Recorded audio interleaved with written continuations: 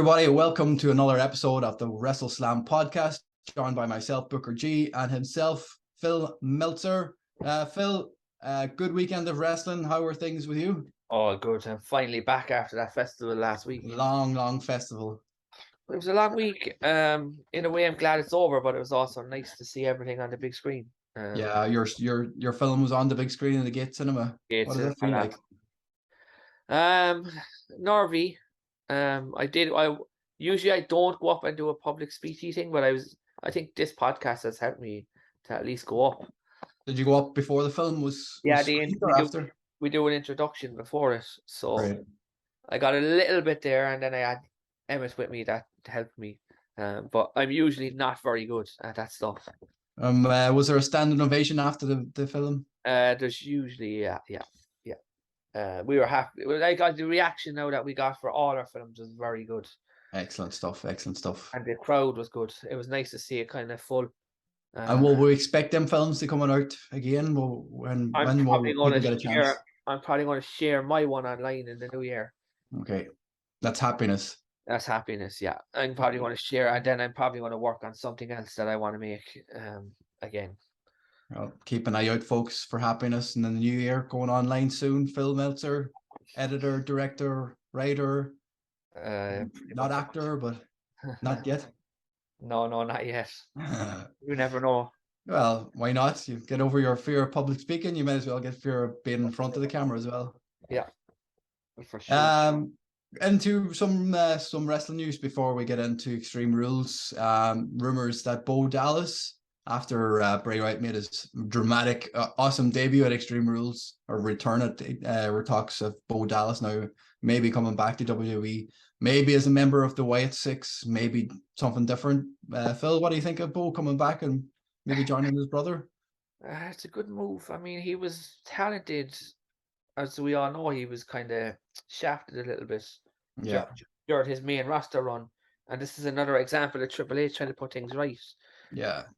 Triple H is again, like I said, he's the Dr. Samuel Beckett from Quantum Leap. He is going back and putting what Vince put wrong. Yeah. So I'm not sure. Wait, I hope Bo Dallas goes into the Wyatt Six. You know, he can wear a mask, or he can pretend he's the Fiend or something. Some version of the Fiend. Whether the Wyatt Six is going to be a thing and everybody's going to dress up as the former Mercy the Buzzard and Huskus and all these things, as remains to be seen. But there's talks of maybe somebody like Grayson Waller was Mercy the Buzzard at Extreme Rules, but that may mean he'll be him going forward. It might be somebody to stand in for the does look like Red Bear will be one of them.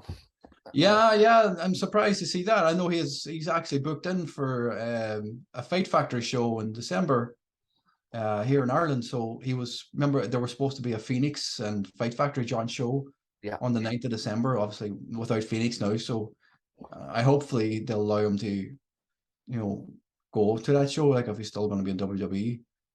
It's hard to know though. Yeah, like if he's signed on a dotted line, I don't think he'll be coming. Yeah. Well, you never know. Maybe Triple H is going to be a bit, freer for people who, maybe they'll let them finish off their indie shows before they commit full time. Yeah. Exactly. Some other news regarding indie shows is Matt Taven, Maria Kanellis, and Mike Bennett have all finished up with Impact after Bound for Glory. A few other people expected to finish up as well, but I think Mia Yim is another one. But there's Matt Taven.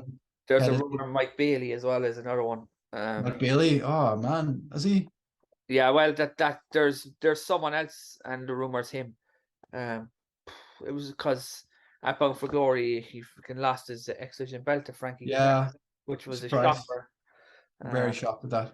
Yeah, so it would be a big loss for Impact. Massive. I think Impact Wrestling in general need to change their structure of how they do things. Yeah, well, again, their 6-month contract thing they've got going on with their talent is a hard one to, if somebody's only got 6 months, it's easy to poach them. If Matt Taven, ends up in WWE, whether it's NXT or on the main roster, like that's a huge loss for them, because he's a hell of a talented guy. Like, he's been a multiple time X Division champion as well. So yeah, it'd be a bad loss for them. If they lose him, Mike Bailey, even like, as we'll get into, they lost Gallows and Anderson as well this year. So, you know, they can't keep hemorrhaging talent like that. There's not that much talent going to be left with AEW and WWE, you know, putting everybody in the long-term contracts. And even Bobby Fish, he surely is not a long-term. I don't think so. I think it's maybe just on appearance basis. I could see him back in NXT pretty soon. Yeah. Perfect sense. Into Extreme Rules before we go on to Raw. You know, Raw was an excellent episode, I must say. It was one of the best episodes this year, probably in a long time. But Extreme Rules, hell of a pay-per-view. What did you think overall as a pay-per-view? I know that ye really liked the McIntyre. I did not like that match. Which one? McIntyre and Cross. Oh no, I know you're not a big fan of Karrion Kross, like, but I don't know what it is. It's just there was no reaction. It was just dead. Didn't feel like there was anything happening in it, and the finish was bizarre. If it was to protect Drew, I still don't get it. Yeah, it was. It was dragged out a long time. You know, we were waiting for that match for a while. So, you know, in a strap match, normally you have the 4 posts. You have to touch the 4 posts. Weird. That was another weird thing. That was a strange one. It's not normally that way. So that would have protected Drew as well. Like, but you know, would have if we had to drag him around if we knocked him out. So it's hard to know. But you know, Extreme Rules, the opener, you know, banger after banger after banger. What a fucking match to start a pay-per-view. I can't wait for the Imperium Bloodline feud. that surely has to happen. Well, I think before that happens, Sheamus has to be beaten. Beat Gunther, yeah. I really want it as a WrestleMania moment. I know people. Yeah, I know it would be awesome as a moment, but you know, backstage now they're saying on backstage, you know, whatever they put up their stuff that Sheamus and the Brawling Brutes are now officially baby faces. Going forward, which makes sense. You know, Pete Dunne is going to be so over as a babyface. He's you know, forget Butch. It's Pete Dunne just with a different name. Butch wasn't, you know, under Vince McMahon. He wasn't Pete Dunne. He was just Scrappy Doo. Now he's back to being Pete Dunne again, which is phenomenal. I think, you know, Triple H loves him, so I can't wait to see what they do with him. He's definitely going to be a headliner in a few years' time. Sure, he's still quite young. He was only like 22 when he joined. Yeah, he's still in his 20s. Like he's not, he isn't 30 yet. No, he's brilliant. And it's be good. Do you remember we saw him a few times live? On TT. He's incredible. He's so talented in so many ways. And I was watching and I was like, there's a stack of barrels up in the corner. I guarantee you he's going to dive off them. Yeah. I'm glad they were stuck together somewhere or somebody's holding them, because one wobble and they're fucking gone. I know, yeah.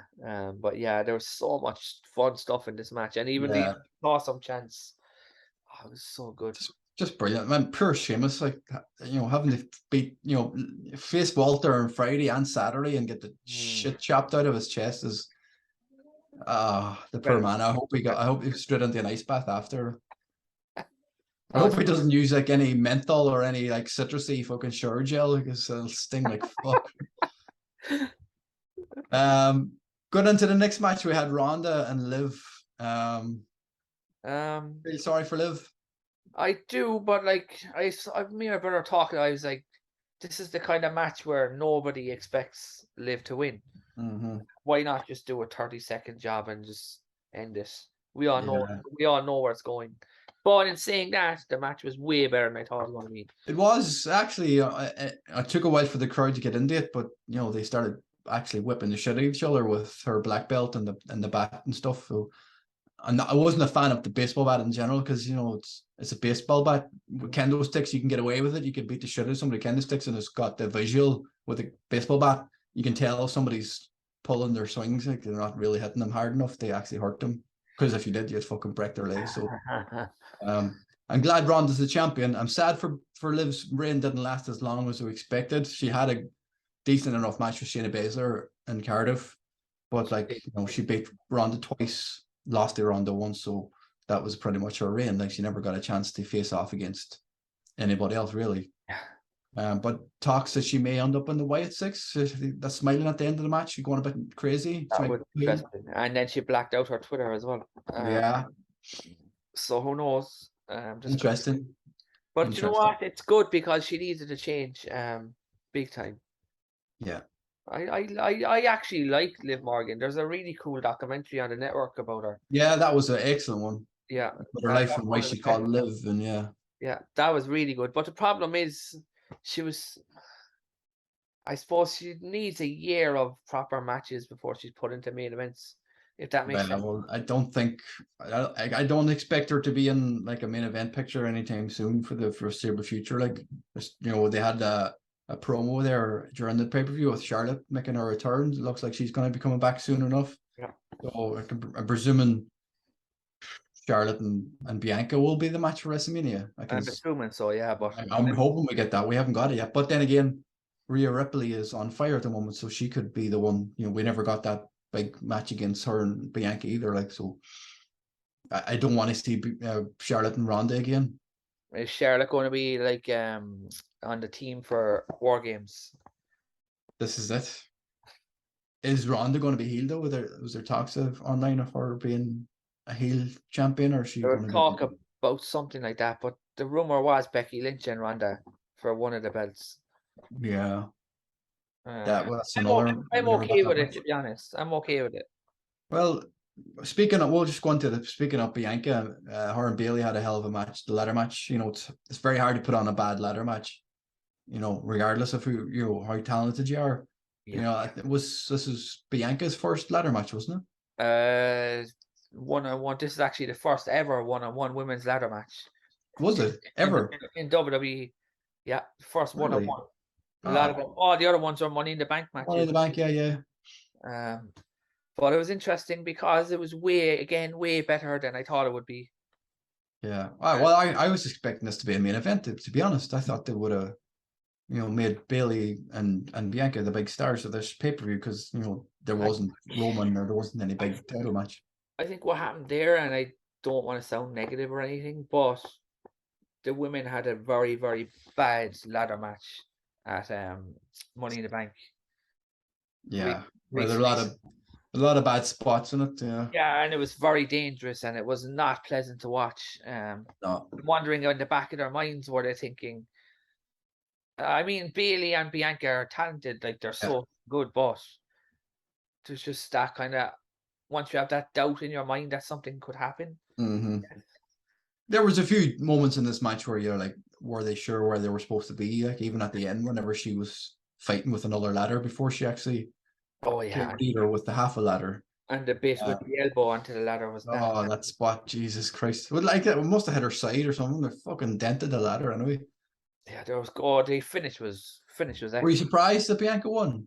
Not really, because if you were saying they're doing Charlotte and Bianca. Yeah, well, I know she could have won it back, but Bailey, I thought they were going to maybe have her beat her in a ladder match, so she didn't get pinned and protects her kind of thing.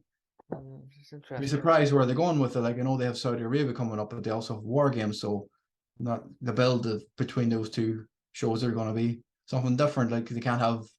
I'm presuming they're going to have Bianca and Bailey again the way things happened in Raw.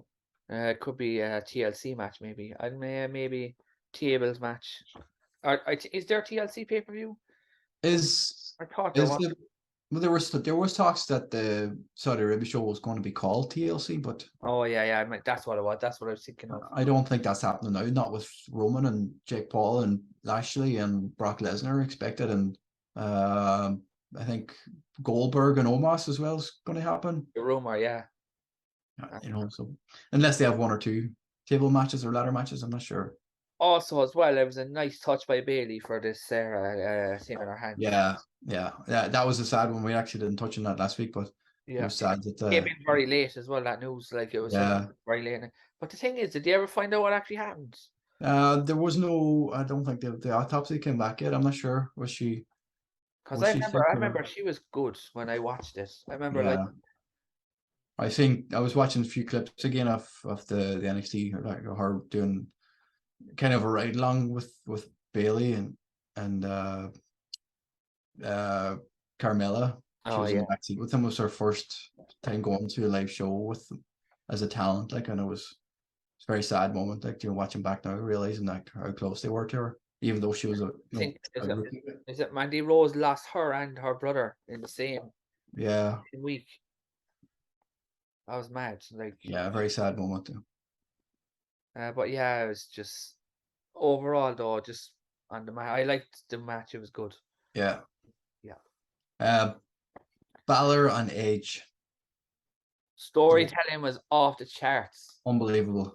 Does Edge need to be in these hard hitting matches? No, but I don't care. It was brilliant. I don't care either. This is a match out like when Edge showed up in NXT that time last year, and to confront Balor and Ciampa or Cross, was it? I'm not sure which one it was. He stood it was Ciampa, I think. Was it Ciampa? He stood in the ring with the two of them anyway, and you were like, oh my god, imagine if we ever get Edge and Balor, like, yeah. And then we got it, and it didn't let us down at all. Start to finish, it was a great fucking match. It was done perfectly. I know we all predicted how it was going to end, but that didn't matter. It was just so. They did it so well. It was so emotional. Like, you were so invested in, like, a fucking Dominic turning on his dad. You know, he already turned on him, but actually doing what he did to him. And then when you knew Beth was going to come out at some stage, you could feel it. Like, she came out a few weeks ago on Raw. So when she showed up, it was like, it looked like they were going to win. It looked like Edge and Beth are going to get the better of her. And then out of nowhere, the brass knucks. Oh, and then I have to say, Michael Cole, well done, man. Yeah, he's thriving under Triple H, isn't he? Yeah, he really loves what he's doing at the moment. You can tell he's loving it. Yeah, well, that was his best bit of storytelling now in a long time for that match. Like, I actually thought the match would be okay. I didn't think it was going to be that good. Since Edge came back, I think that's his best match. Yeah, 100%. Definitely. Outside of, even way better than the matches with Randy Orton. Yeah, Seth Rollins, AJ. The only fault I have with their match is Balor's ridiculous new mask. Hellraiser. It's Halloween season. I know, yeah. It was weird. It's a weird one. It's a Hellraiser gimp version. Like something they had made for Karrion Kross and didn't use. Probably, yeah. But he's doing that now. He's wearing fucking do-rags and fucking bandanas all the time. So I'm not sure. It's obviously just a once-off for pay-per-view thing, maybe. And obviously they said last week there was rumors that Finn's in for a big push. Yeah, I think this could be the start of a US title reign. Maybe WrestleMania, Rollins and Balor. Yeah, I'd see it. I'd love to see it. I know they had a match. The Miz at WrestleMania a couple of years ago for the Intercontinental. Yeah, that's the one. That's the one where Balor was the LGBT. That's right. Yeah. Everybody. Balor Club for everyone. Yeah, exactly. Speaking of the United States champion, the new United States champion, Seth Rollins, before he won it, he had a match in a fight pit with Matt Riddle. Matt Riddle going as Matt Riddle now, not just Riddle. With Daniel Cormier as a special guest referee. Yeah, he didn't do enough for me, but he didn't do a lot. No, but I will say one thing: there's a lot of fans hating on this match, and I don't know why. Hating on it? Yeah, I think it was not enough. I think it was too real for him. What they made it feel like a real fight? Yeah, and it didn't feel like a WWE match. But it wasn't supposed to feel like a WWE match. It was supposed to feel like a grudge match because they were fucking, got so personal. Before Cardiff, after Cardiff, like everything was like supposed to be, wasn't enough based on real life. There wasn't enough sort of like moves and stuff. It was more grappling, and I really liked it. I liked it. I enjoyed it. Compared to the other fight pit matches, it's not the best of them. I think Riddle and Thatcher's match was outstanding. And the Riddle did a lot more off the platform at the top. They did a lot more stuff up there. But, I thought it was a great match, regardless of what DC did or didn't do. Yeah, exactly. That bump at the top, it's fucking... It could have went so wrong. Like, he could have broke his fucking hole. Or broke a few ribs on Seth Rollins. I'm not sure whether they, cracked a rib or anything. Do you reckon Cormier was there to set up a match with someone else just to get fans knowing him? Possibly, very possible. Just to, that's a good call. Maybe like put his name in people's mouths. Like, oh yeah, that's your man who refereed that match. He, DC's a heavyweight. Yeah. He's really heavy. He's really heavyweight since he retired. For him and Brock at WrestleMania would be good. It would be, but DC, like, he's going to you have to go back and do ring shape, like. Yeah, he didn't look very healthy, did he? Well, it's DC. He was like that during his off when he wasn't in fight camps. He would, he would put on a shitload of weight. but he would lose it pretty quickly during his fight camp. So, you know, if he is going to go in that route of facing Brock Lesnar at WrestleMania, I'm pretty sure he has no problem being able to go into a fight camp and losing it all again for, you know, in a couple of months. Maybe set it up at the Rumble or something like that. Just before we talk about the big news of the night, just because we're talking about fight camps, there's talk of Nate Diaz joining WWE. Nate or Nick? Is it which the guy that fought Connor? Nate. Yeah, that guy. Nick Diaz. Nick Diaz, I think it is. Oh my god, why have I forgotten his name? I know I'm the same as like Nate, but one the guy that fights a lot anyway, that fought McGregor twice. Yeah, Nate. Yeah, WWE are interested in signing him because he's a free agent. He's left UFC. To do what? I don't know. I think I thought straight away this man is always smoking weed and he'd never passed any tests. Yeah, and he has no filter whatsoever. He swears just as much as McGregor. Yeah, and maybe they just want people on their show now that's going to talk shit and get them viewerships. Why not? Like if it works, it works. But as a wrestler, like as this, you know, as this a celebrity match at WrestleMania against one of the Paul, or imagine Nick and Nate Diaz against the Paul brothers in a real fight. Oh, that's savage. Winner gets the party with Snoop Dogg after. Actually, speaking of Logan, his brother is actually going to be on Saudi show. Is he? I think they said he was going to be front row for the match. Well, in his corner. He's going to get involved, isn't he? So I'm assuming he'll stop Terry from getting the case again, like the last time. Or they set up the brothers against the Usos. They could do. I have no problem with the celebrity matches. I think if they're done. No. Celebrity matches have always been in WWE since WrestleMania 1, like, or even further back if you want to go back to the old days, like. Yeah, exactly. You know, fucking Muhammad Ali was involved in wrestling long before he was involved with the WWF, like. Exactly. We can go on to Raw there. I suppose no. We should probably the big news of the night. Extreme Rules. Well, I was going to leave that to last, but yeah, you can count. No, it's all right. We'll go into it now at the end of Extreme Rules. What did you think of overall the presentation of it? I love the fact that the bunny hopped into the X at the start of the show. I don't like this. I don't like that he's just Bray Wyatt. But that's the question. The Wyatt 6. Is that a thing? What's that? Is the Wyatt 6 a thing? Is that what it's going to be? Is it going to be a 6-person faction, or? I think it's the 6th incarnation of him. The 6th? I think it's the 6th incarnation of Husky Harris. I think that's exactly what it is. If you break down where he was Husky Harris, yeah. If you break them all down, this is number 6.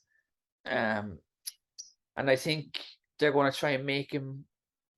That was the exact same mask as the Black Phone. I don't know if you've seen that. Yeah, I saw the trailer for it. I haven't watched it. Exact same mask as that. So are they going to make him out to be? Because we were talking before this, like horror stuff. Silence of the Lambs. Is he going to be that sort of demented lunatic? It's hard to know, but it's like if he's going to be on SmackDown and it's October, they're going to have to do it pretty quickly. They're going to have to like introduce what he is and scare the shit out of people for the next week. A lot of fans were thinking he'd be on Raw, and all we got was another QR code. Yeah, I was just leading them to SmackDown, like, but you know, he's definitely going to be in SmackDown. You know, that's the brand he's going to be on. So who's on SmackDown? Roman Reigns, Karrion Kross.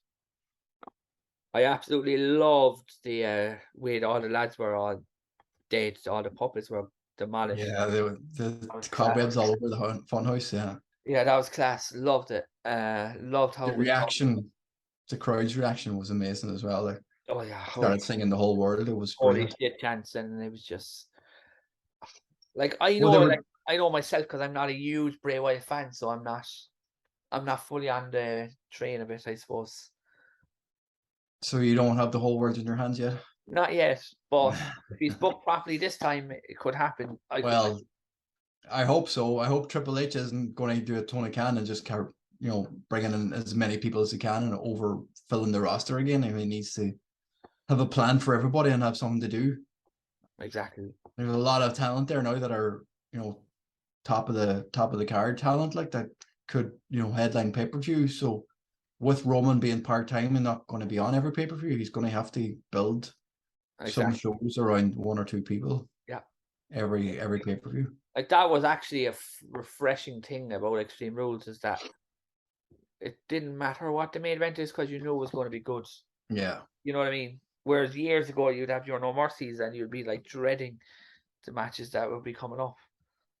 Some matches were just filler matches. Yeah. Deliberately. They're like, I just, throw something out there, build out, drag out the pay-per-view and get our advertising up or something. But that didn't feel like filler pay-per-view at all. Like a lot of the matches. Brilliant.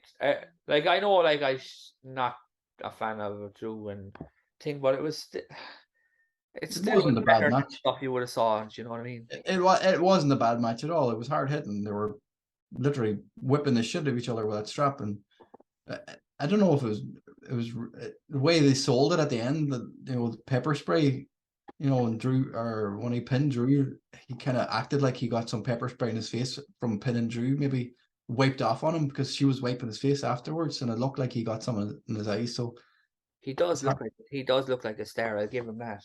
He does, except for the hair. He needs to be bald. Not even bald, but like just tough looking.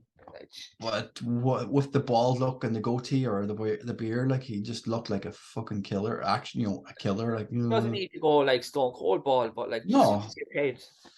He doesn't need to, but he can keep the full beard. But he's a definite.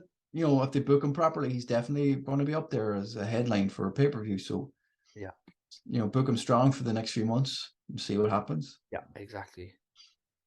What as we were mentioning about Roman being part-time, he appeared on Raw first time in a while. We're going to see Roman on TV with the full bloodline, overshadowed again by Sami Zayn.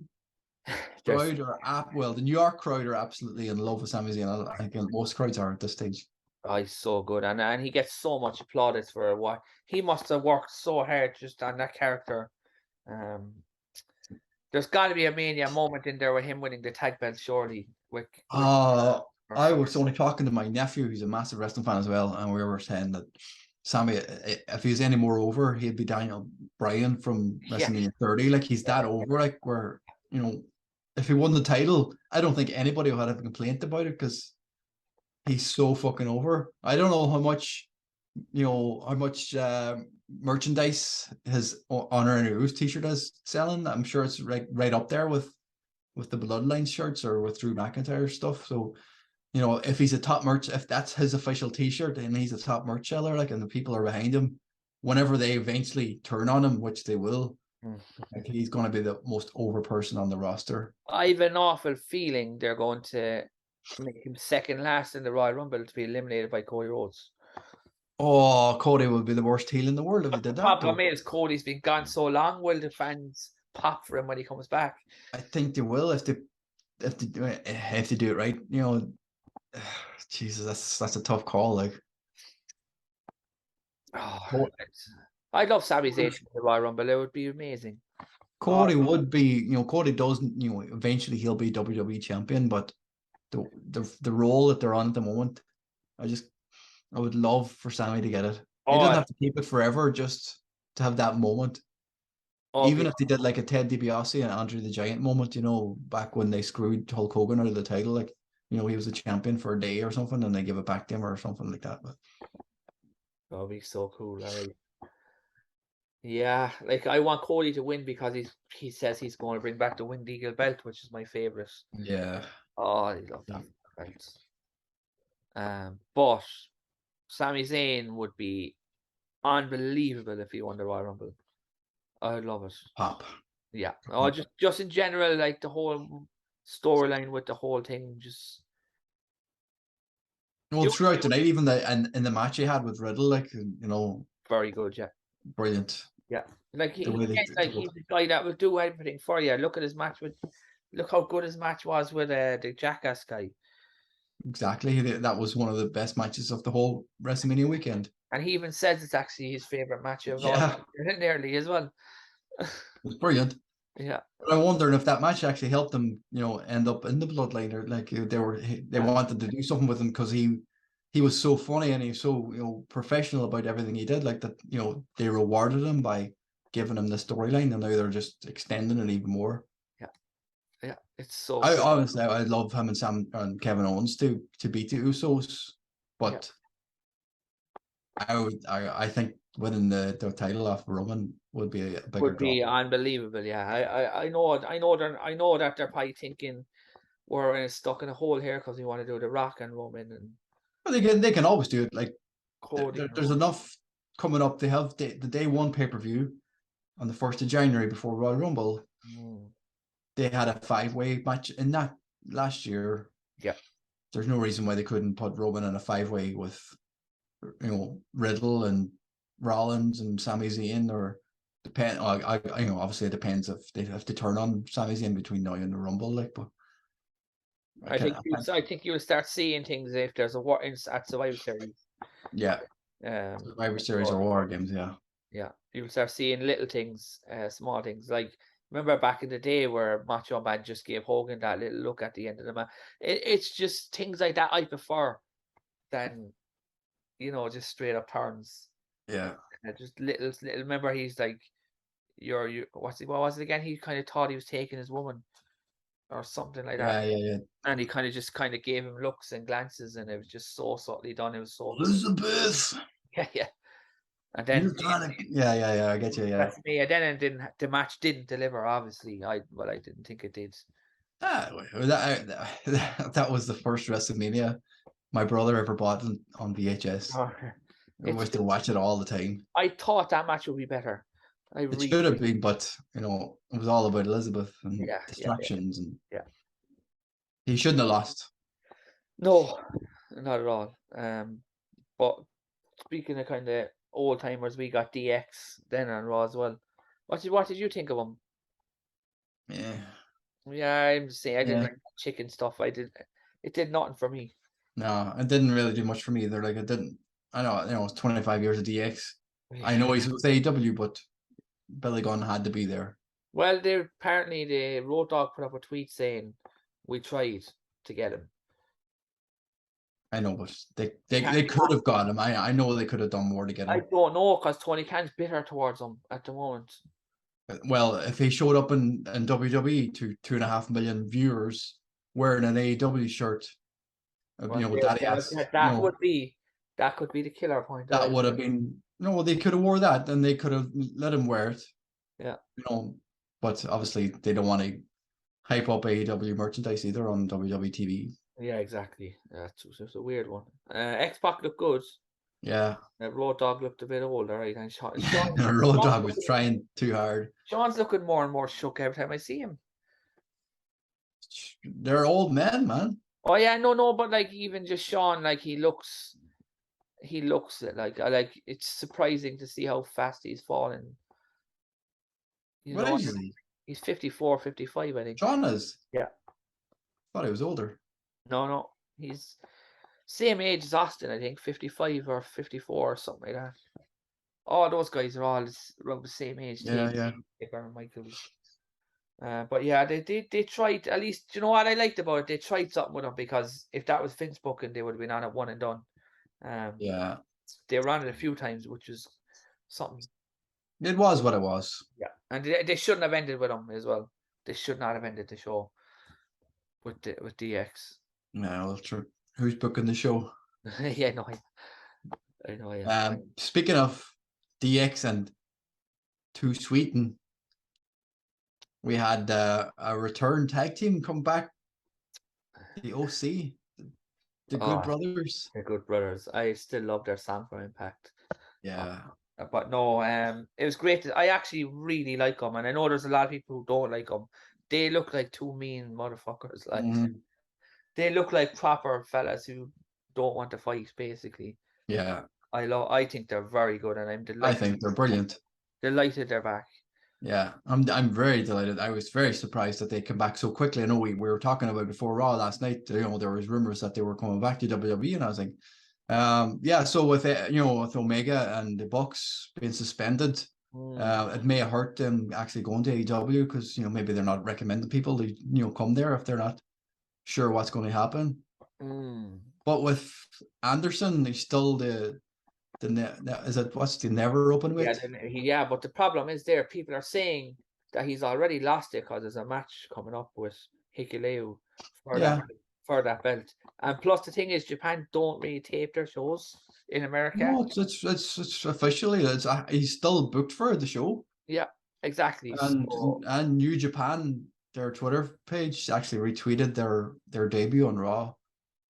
Yeah, it's class. I think it's great. It's a great thing. It is, and Triple H is open to working with other promotions. Not if it works, it works. Do you know what I mean? Yeah. Not random. Where do they go from there though with the Judgment Day and the club, the OC? Is that your War Games gate match? You know what I mean? Is it with Rey Mysterio added to them, or that's what I mean? Like Phoenix or Edge and Rey Mysterio. And who's in the Judgment Day with them? Who? That's the thing. Like I don't know. 5-on-5, so they need. I was thinking maybe that Beth and Rhea would end up in a mixed fucking War Games match where the females, but they can't really do that either because it'll be just the two of them. But I'm hoping we eventually get Beth and Rhea in a singles match because the pop for them was amazing. Because Triple H said that the War Games matches are going to be storyline driven. That's why I'm thinking that. Well, they could put two factions together, like having Judgment Day and fucking Imperium against the Brawling Brutes and the club. I'd love a Bloodline and Imperium at Survivor Series. I know, but I don't know if we're going to get that. They're both heel factions. I know, yeah. I'd say they're going to keep Roman and Walter away from each other as long as possible. Yeah, for a while, yeah, sure. I would love Walter to beat Roman for the title, but I'd prefer Sammy to beat him and Cody. But Walter, they need to split up the titles. They need a new title, and if Cody does win it, eventually Walter should be the person to beat Cody. Oh yeah, I would think so. Yeah. Walter needs to be champion at some stage before he retires. Oh, I think Vince McMahon leaving has done him wonders. He'd be in trouble, I think. Otherwise, a lot of people will be in trouble. Yeah. Who was it? I was reading a story about Road Dogg. There was an interview with him on some podcast the other day, saying how talent were so confused because they kept changing their names. Yeah. When they came up, and they're not comfortable doing something new. It was interesting. He's right though. I think it's stupid that Karrion Kross had that red mask. Like stupid things like that. Stupid's an easy. That's a very small word for what he was doing to Karrion Kross at the time. But it made Vince McMahon out to be clueless and like it's almost like it's the first time he saw him. You know what I mean? Well, I guarantee it was probably one of the first times he saw him. He didn't know, so they just came up with some idea and threw it at him and see what would stick.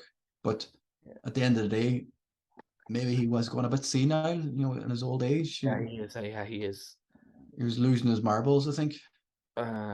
Yeah. Other big news from Raw: Elias has come back next week. Yeah. Which I'm delighted. I fucking love. Finally, that whole so good, and also as well, making returns. Cathy Kelly's back, who I love. Yeah. I don't know why she left in the first place, but I don't know. What did you think of actually one of our own, Kevin Patrick on commentary? He needs time, but there's definitely potential there. He sounded okay. He sounded smooth enough. Yeah. He used to do main event, I think. Yeah, he done main event. He done I think he done something else. No, not in NXT, no. But he does a lot of American soccer, like stuff in American. Definitely got the voice and the thing for it. It doesn't seem out of place because normally when you hear an Irish accent on American TV, it's just like, what's going on here? Like, but if he seemed to fit in pretty well with Corey Graves. Yeah, I think there was one or two times that Corey kind of had to boot him, but yeah, he's definitely potential to be good. I think. It was a weird one. I didn't think he'd ever leave. Well, you never know. But yeah, it's a weird one. What else happened on Raw? Was anything else we needed? There was Brock Lesnar's big return. Oh yeah, Brock and Bobby Lashley. Because I know, What is with Bobby Lashley taking the German suplex on his shoulder? He's going to the same thing on day one. To kill himself one of these days. It did the same thing whenever Bobby beat Brock at that. And was it day one or was it the Rumble? Yeah, the Rumble. Was it Rumble? He did the same thing. Yeah, same thing, and he injured his shoulder, and he had to drop the title. Remember? Yeah. Why is he landing on his shoulder for his fucking Germans? I have no idea. But Rollins beat Lashley. The match was good. I think it's good for Rollins to do something else now for a while. Yeah, he needed a title. He's been a long time waiting for a title. Yeah. But they knew he was going to be champion when his match with Riddle. So yeah, what are they doing with Riddle? Are they going to push him? Is he going to get a match with Roman again, the way they were talking? Or it's hard to know, isn't it? Now that he's done with Rollins, where does he go? He has to keep going up. Is Randy Orton suddenly going to come back and kick that off? The talk online now is that Randy's back problem is still a big issue, and he's not going to be ready to come back for another while. But that could be just backstage gossip, just to put everybody off. Yeah, because I just don't see where he goes. Yeah, and I'm worried about him. It's hard to know. It's hard to know. Yeah, I think that's pretty much the main talking points. Yeah. Before we let you go, anyway, lads, just remember this podcast is brought to you by Manscaped.com. 20% off and free shipping with the promo code WrestleSlam. Phil, you've been using Manscaped on your head recently. How's the shave? Is still close? Right. And now I got rid of my beard. That's gone as well. I didn't use it for my beard, no. But no, you're not going. Oh, no. It's great. People should definitely use the code because why not? It's a big chunk of change off the price. Yeah, 20% off is nothing to be sniffed at when it comes to body care. Yeah, exactly. And you get a lovely little case as well, which I love. Yeah, well, the 4.0 package, there's so much stuff with it. You've got the ball deodorant, the weed whacker for your nose. If you got an itchy nose hair, you can get rid of it, get it in your ears. They have new products out as well. You can check out manscaped.com. There's loads of products there, but with our promo code is for the 4.0 package. Just put in the code WrestleSlam and get 20% off and free shipping. Yeah, Phil, been a pleasure as always. Anything coming up this week that we need to look out for? Obviously, with the Bray Wyatt coming up on SmackDown, anything happening on NXT or just to continue and feud of Braun Breaker. Actually, that's one thing I noticed. They were putting NXT guys in the crowd. Mm-hmm. That's a Triple H thing to do, isn't it? Putting people in the crowd during a pay-per-view. Yeah, it's a good thing. I like to get people recognizing the faces a little bit. But NXT is just kind of mainly focused on Braun Breaker's feud with JD McDonough and Tyler Bates. Yeah, no, Dragunov. Sorry, yeah. I wonder what they're going to do with Tyler Bates. He's there now, is he? Should have just kept Trent Seven and had a tag team with him. Yeah, but we'll see. Well, Trent Seven, lucky for us, we're going to benefit because he's going to be at OTT at the end of the month, fighting for the title, fighting Mark Haskins and Omari in a triple threat match in the main event. So keep an eye out for that one. Love to go over. Yeah, he's an uber talented dude. So whether he goes back to NXT Europe, it's hard to know, but we'll take it for now. Yeah. And AEW's first international show, they're in Canada, in Toronto, I think, on Wednesday. Yeah. Back in Orange Cassidy, we've got Jericho and Bryan Danielson for the Ring of Honor title. Yeah. Going to be a fun evening. Obviously, MJF will be up to more antics. Obviously. The Canadians though, they love their heels, so he's gonna get. I'd say he'll get cheered. Yeah. And Moxley and Hangman Page. Is that a match? Is that official? I think that actually might be next week, actually, because it's Tuesday Dynamite next week. Oh, that's right. Yeah. So I think it's on that night, not this week. Yeah. Cool. Okay, guys, that's it wrapped up for this week. We hopefully will be back. We'll be back in a midweek show this week. Yeah, we should be. Yeah. Hopefully, we'll be back for a midweek show this week. We'll review Dynamite's first show internationally. We'll have a few others on with us. Yes, we'll have a big crew on this week on the midweek show. But for now, I'm your host, Booker G, and Phil. We'll talk to you next week. Have a good day. Thanks, guys. All right.